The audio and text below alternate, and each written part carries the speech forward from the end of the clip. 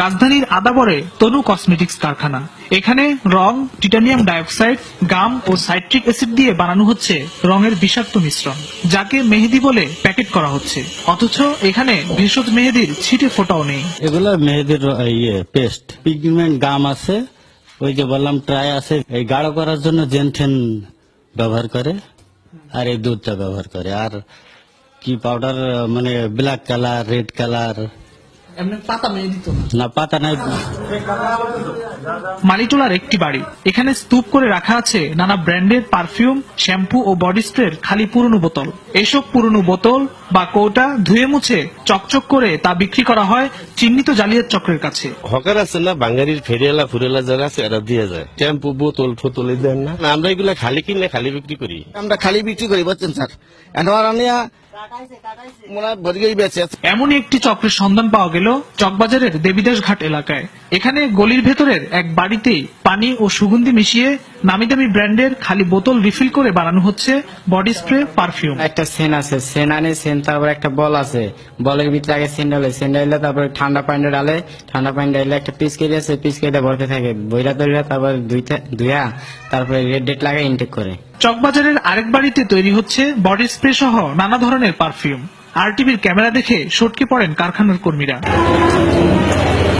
এইসব পারফিউমে ক্রেতাদের আকৃষ্ট করতে আবার দেয়া হচ্ছে চটকদার বিজ্ঞাপন, বেশি লাভের লোভে, যা বিক্রি করছেন কিছু অসৎ দোকানদার। তুমি নিজে হাতে ক্রিমটা আমাকে দিয়েছো এবং আমার মুখ ঠিক করতে 16,500 টাকা খরচ হয়েছে। উনি বলতেছে ক্ষতি হয়েছে ভাই, এটি ভাই কসমেটিক, আমি নিজে বানাই না, ঠিক আছে। আমার মহাজন আছে, ওনার সাথে কথা বলছে, আপা আমি বলছি, আপার ব্যাপারটা আমি বলছি ওনাকে।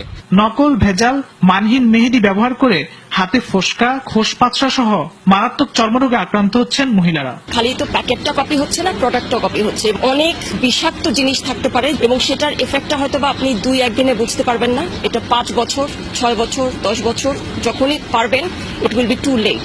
ফেক প্রোডাক্টস কিনবেন না, সস্তা হলেও কিনবেন না। পারফিউম বা বডি স্প্রের নামে বিক্রি হওয়া তরল রাসায়নিকেরও আছে ক্ষতিকর প্রতিক্রিয়া। যে কোনো প্রোডাক্ট যে বলে আমি 7 দিনে তোমাকে সাদা বানাবো, এ ধরনের হঠকারিতা তো ঠিক না। খুবই ক্ষতিকর কেমিক্যালস দিয়ে ফেয়ারনেস ক্রিম তৈরি করে। ক্রিমগুলো যখন ইউজ করা হয়, ওই সেলগুলো যখন নষ্ট হওয়া শুরু করে, তখন আমাদের ক্যান্সার হওয়ার চান্স অনেক বেশি থাকে। এসব বন্ধে নিজেদের অসহায়ত্বের কথা জানালেন বিএসটিআই পরিচালক। কসমেটিক্স প্রচুর অনেক রকম আছে, ম্যান্ডেটরি করা হয়েছে যেগুলি মানে সব বেসিক জিনিসগুলি ম্যান্ডেটরি করা হয়েছে, যে যাতে বিএসটিআই লাইসেন্স ছাড়া কেউ মার্কেটিং করতে না পারে, সেটা একটা আছে আমাদের। সেটা কয়েকটা প্রোডাক্ট আমরা ইনক্লুড করা হয়েছে, আর সমস্ত প্রোডাক্টগুলি আর কিছু কিছু প্রোডাক্ট আমরা ইনক্লুড করার জন্য হাতে রাখছি। সেটা আমাদের একটা হলে যে প্রথমে স্ট্যান্ডার্ড তৈরি করতে হবে। তবে এই চেষ্টা যাতে দ্রুত হয়, ততই দেশ ও জাতির জন্য মঙ্গল। কেবল আইন শৃঙ্খলা রক্ষাকারী বাহিনীর পক্ষে এসব ভেজাল বন্ধ করা সম্ভব নয়। এই ক্ষেত্রে সবচেয়ে বেশি জরুরি মানুষের সচেতনতা। আর এই সচেতনতা গড়ে তুলতে দেশের গণমাধ্যম গুরুত্বপূর্ণ ভূমিকা রাখতে পারে বলে মনে করেন সংশ্লিষ্টরা।